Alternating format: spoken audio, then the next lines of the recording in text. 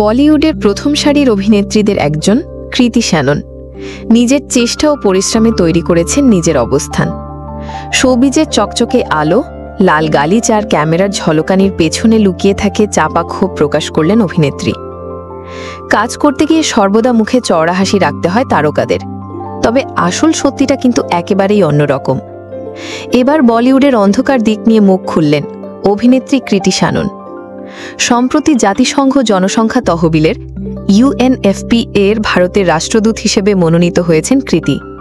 দায়িত্ব গ্রহণের পর তিনি জানিয়েছেন, নারী পুরুষের সমান সুযোগ নিশ্চিত এবং লিঙ্গ বৈষম্য দূর করাই তার একমাত্র লক্ষ্য। কৃতি ছোটবেলায় স্বপ্ন দেখতেন নাচ শিক্ষার, কিন্তু সমাজের বাধা ধরা নিয়মের কারণে সেসব করতে পারেননি। পরিবারের প্রত্যাশা ছিল তিনি ঘর সামলাবেন, রান্না করবেন, তবে শেষ পর্যন্ত ছোটবেলার স্বপ্ন পূরণ করেছেন। অভিনেত্রীর কথায়, আমার মা যা করতে পারেননি সেটাই আমাকে আর আমার বোনকে উৎসাহ দিয়েছে। আমাদের স্বপ্ন যেন আটকে না যায়। মা সবসময় বলেছেন, তোমরা যা চাও তাই করো, স্বপ্ন পূরণের পথে পিছু হটবে না। ওই সাক্ষাৎকারে অভিনেত্রী দাবি করেছেন, বলিউডেও লিঙ্গ বৈষম্য রয়েছে। কৃতি বলেন, পুরুষ অভিনেতারা শুটিং সেটে ভালো গাড়ি পান, ভালো রুম পান। এগুলো শুধু গাড়ি বা রুম নয়, এটা আসলে এক ধরনের বার্তা দেয় যে মেয়েদের স্থান ছোট করে দেখা হচ্ছে।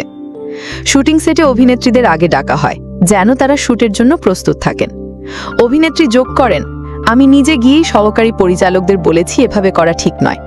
সবার জন্য একই নিয়ম থাকা উচিত, মানসিকতা বদলানো দরকার। বলে রাখা ভালো, কৃতিকে সবশেষ বড় পর্দায় দেখে গিয়েছিল গত বছর মুক্তিপ্রাপ্ত কমেডি ও থ্রিলার গল্পের সিনেমা ক্রুতে।